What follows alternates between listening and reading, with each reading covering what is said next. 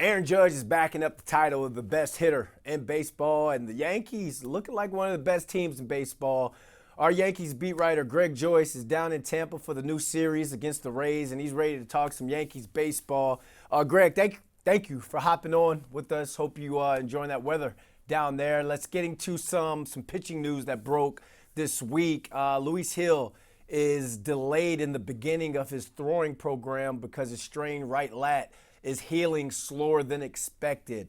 What are the Yankees saying about this updated timeline, and how does the rotation just need him right now? Yeah, they're saying it's not a setback. It's just that he got an MRI this week, which was about 6 weeks after he was initially shut down with the lat strain. And they said that there was some healing, there was a good amount of healing there, just not quite enough to the extent that they were going to start his throwing program. They'd initially hoped to start having him throw on Wednesday or Thursday and starting that progression, but they're taking it a little bit slower here. They said maybe in another 10 days. Just to make sure that the injury is fully healed before he starts ramping up again. Obviously, it's you take the 10 days over rushing or coming back too soon, which could potentially knock him out for a much longer time. At this point, it's still looking like if he gets back at all, before the end of June, that would be the best case scenario. He's basically going to need a full spring training because he missed pretty much all of that in camp.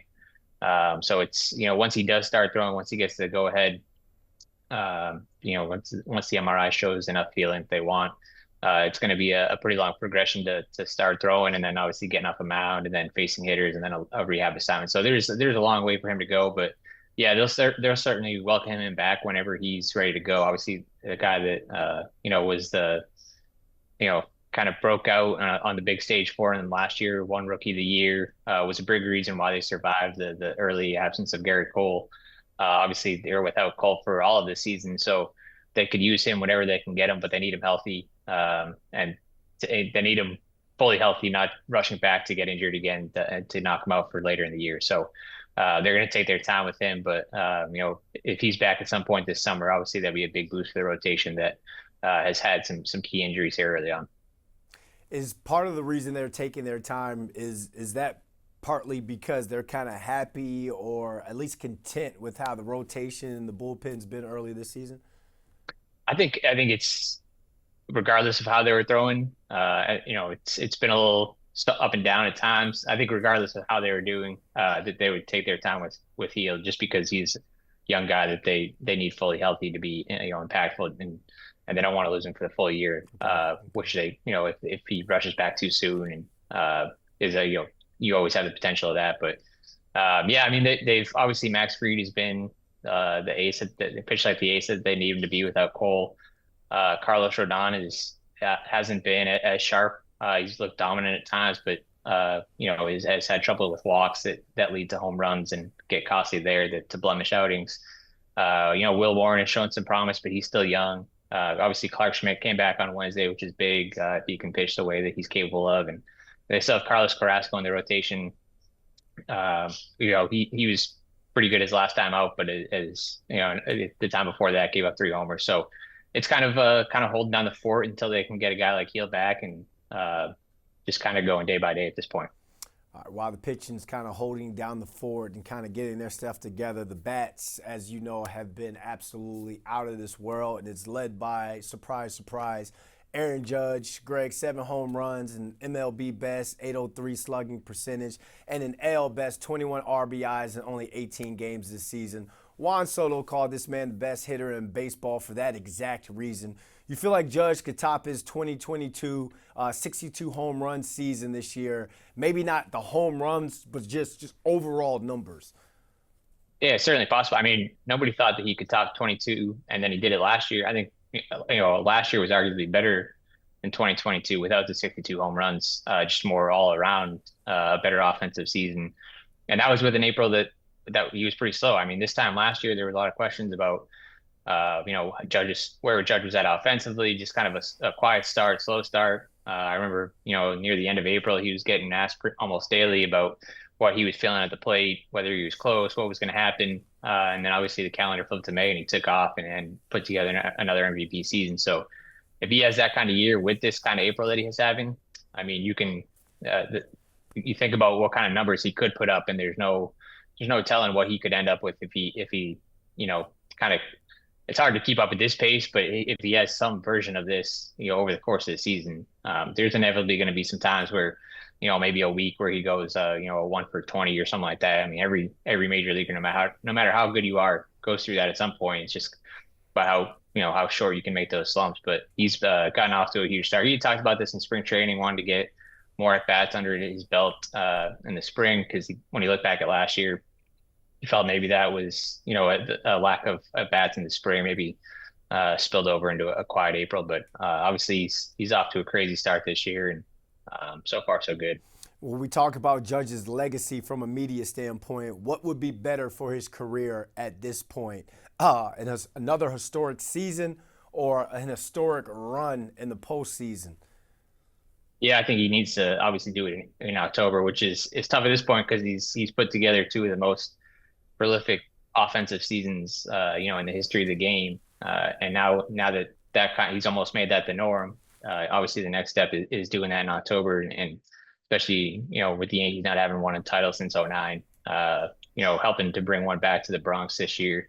Obviously, got close last year, but he had some struggles in the playoffs, which that only grows louder. The more he plays there, but he also has more experience under his belt, so there's nothing he can do about that now for a few months. Obviously, he has to make sure the Yankees get there again into October. But yeah, I mean, at this point, he's put up like I said, two of the best offensive seasons in the history of the game. So obviously, when you look at the resume, the legacy, the finishing touches would come in October.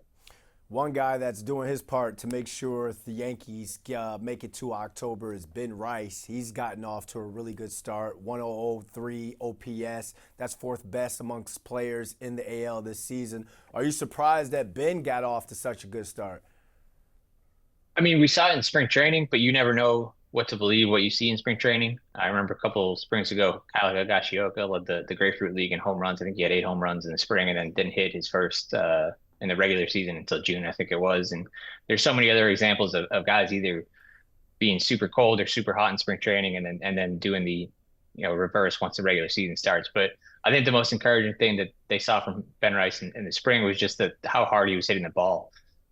Results aside, just the metrics of that and the exit velocity off his bat, that's the kind of stuff that can have some more staying power. Obviously, you have to do it once the regular season starts, which he has, and like I said with Judge, there's going to be a time, the league always adjusts to hitters, especially young ones, and it's about kind of making the adjustments back. So I'm sure, I mean, we saw with Ben last year, he got off to that great start, hit a bunch of home runs in his first 10, 20 games or so, and then kind of went into a quieter stretch. The Yankees believe he was kind of hitting into some bad luck, which again, like the underlying metrics would suggest that he still was hitting the ball hard last year, just not a ton of results to prove it. But it seems like every ball that comes off his bat this year is just even harder. And he's getting the most important thing, he's getting the consistent playing time with the DH at bats up for grab. He's kind of taking that by storm and giving them a huge boost and doing a lot of it in the leadoff spot, which I don't think a lot of people expected, at least in spring coming into the year, but he's giving them a big boost there. All right, let's preview the Rays series. It's the Yankees' first trip back to Steinbrenner Field since spring training, but they're visitors now. Weird feeling or nah? And kind of preview this series for us. How do the Yankees keep things rolling? Yeah, it'd be strange. I mean, think about it. They've never really played a game here in a stadium that matters, but they've played a ton in the stadium at the same time too. Yeah. So it'd be interesting. Obviously, the clubhouse and behind the scenes facilities at Steinbrenner Field underwent a huge overhaul this past offseason. But the Yankees won't have access to any of that here this weekend. Obviously, that's all Rays control at this point once the regular season began. So it'll be kind of strange for the Yankees to be there but not have access to all those facilities.